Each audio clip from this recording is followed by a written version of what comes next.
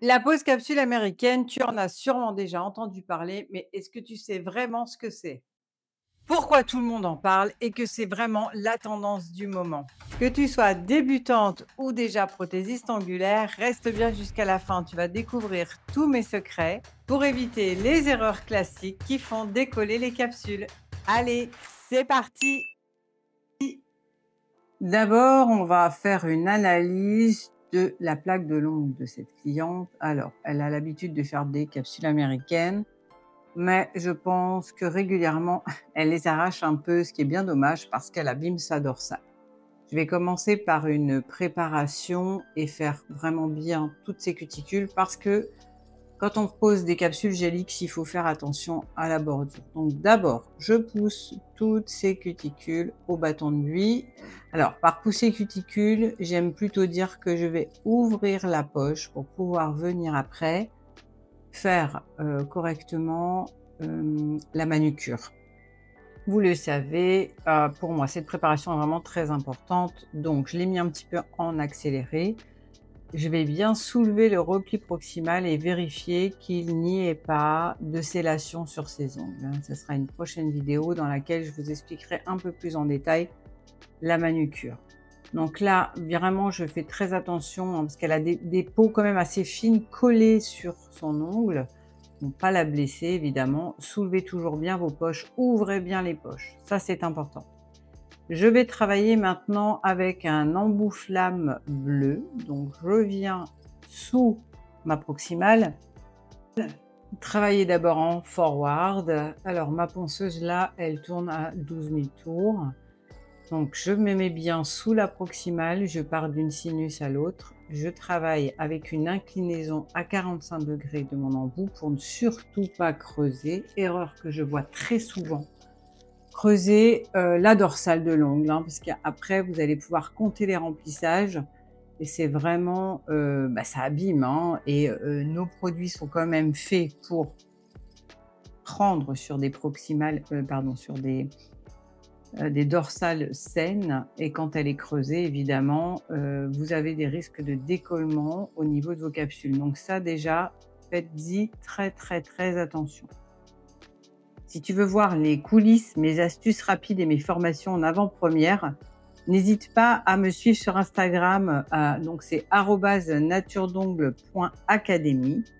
Tu pourras voir vraiment tout ce que je mets en avant pour les formations et faire un travail ultra professionnel, clean chic. Je vais prendre mon mini emery en 250 que je fais tourner environ à 10 000 tours. Donc pour faire la préparation de la plaque. On aurait pu le faire avec la flamme bleue pour nous éviter un maximum de manipulation. Ça fonctionne aussi. Donc si vous n'avez pas de mini emery, gardez votre flamme et passez très doucement sur l'ongle naturel. Enlevez juste la brillance, n'allez surtout pas plus loin. Il n'y a pas besoin d'aller poncer beaucoup trop les ongles. Vous verrez que vous aurez comme ça une bonne tenue, hein. Toute cette brillance sur l'ongle, il faut la retirer. C'est ce qui est un peu gras, on va dire, et qui risque des décollements. Donc faites bien attention dans vos sinus que ça soit bien matifié et aussi sur vos bourrelets latéraux comme je fais là. Je vous ai épargné toutes les étapes de la manucure parce que dans d'autres vidéos que vous pouvez retrouver sur YouTube, vous allez voir vraiment les préparations profondes. Là, j'ai préféré faire une manucure combinée, comme elle a un petit peu la peau fine. On aurait pu le faire avec une boule, mais là, j'ai préféré utiliser les ciseaux pour vraiment venir bien couper sa cuticule. Donc, surtout, je le rappelle, il faut être esthéticienne dans la législation française pour pouvoir couper les peaux.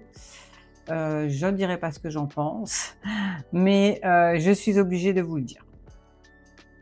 Je t'explique tout ça dans mon livret Clean Chic. Je te mets le lien de mon livret pour te montrer ce que c'est exactement une pose Clean Chic, ce qu'attendent les clientes. Je suis en préparation de la future formation, donc regarde dans la description, je t'ai mis le lien de mon livret. La préparation étant parfaitement terminée, évidemment, j'ai dépoussiéré, dégraissé les ongles. Je vais venir mettre une...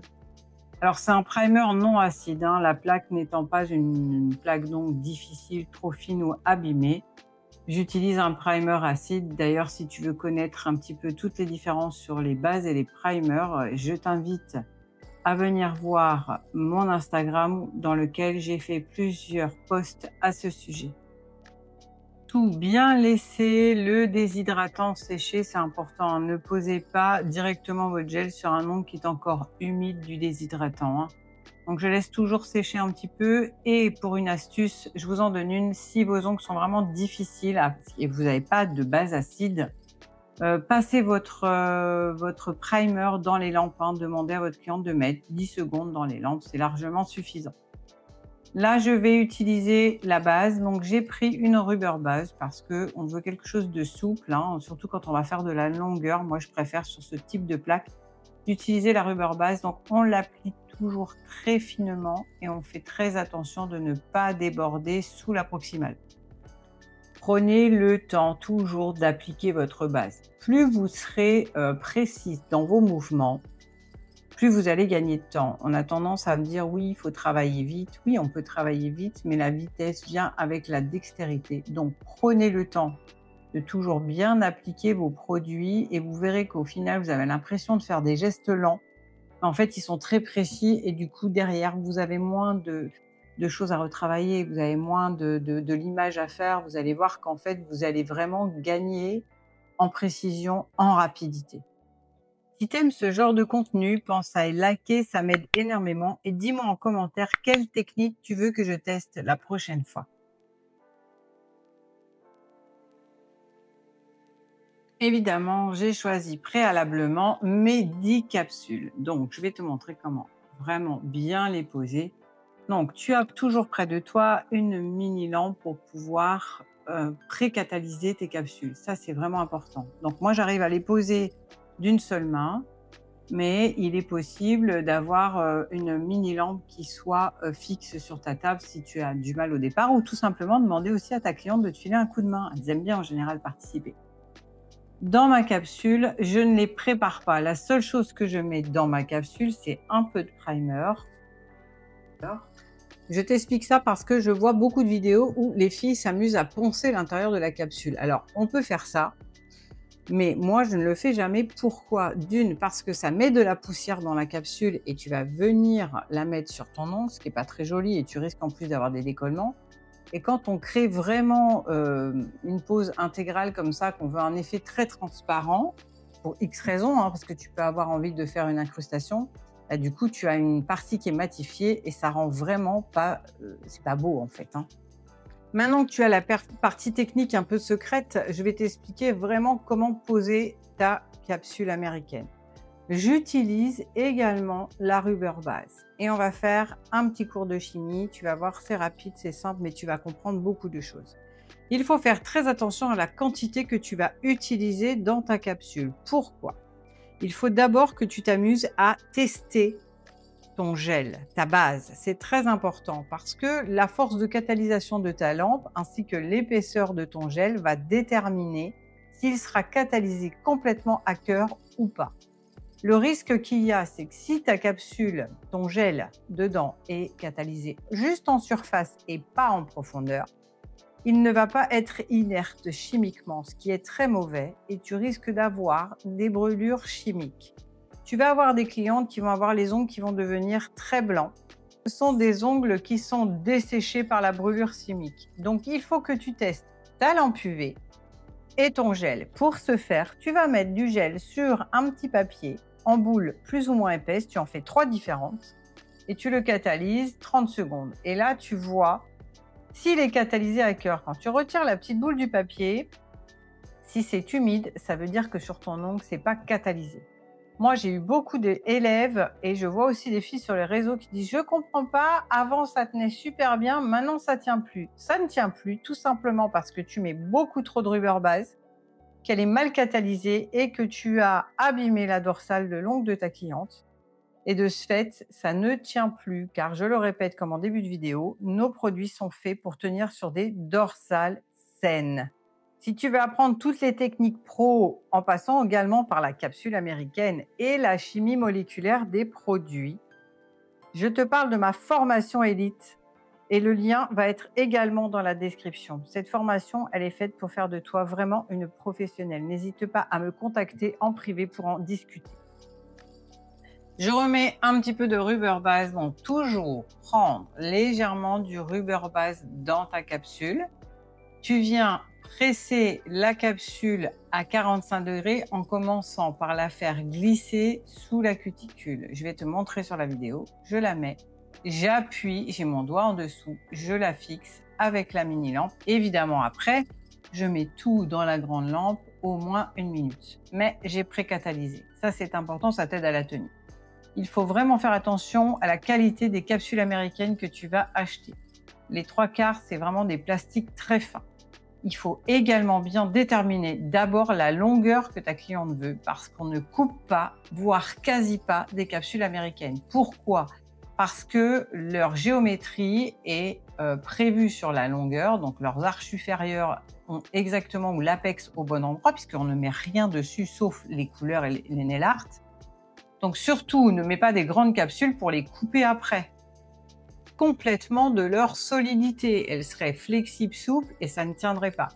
Je reprends mon petit emery de départ. Je viens juste dépolir la surface parce que du fait que ce soit brillant, la couleur, elle va patiner, donc ça ne va pas aller. Donc n'hésite pas à repasser. Alors si tu n'as pas des petits embouts emery comme ça, tu peux passer le bloc blanc, hein, c'est pareil. Je reprends juste un petit peu la forme et puis souvent comme c'est des capsules plastifiées, le bout est un peu piquant. Je reprends juste un petit peu la forme avec une lime fine. Mais comme tu vois, je les raccourcis pas, hein. Comme je t'expliquais, il faut surtout pas raccourcir des capsules américaines, sinon elles perdent en solidité. Après avoir tout bien dépoussiéré, passé le cleaner, on passe enfin à la meilleure phase, la déco, donc la capsule américaine. L'avantage, c'est que la construction étant déjà faite, rien d'autre à faire que d'appliquer ta couleur. Il n'y a rien de plus facile.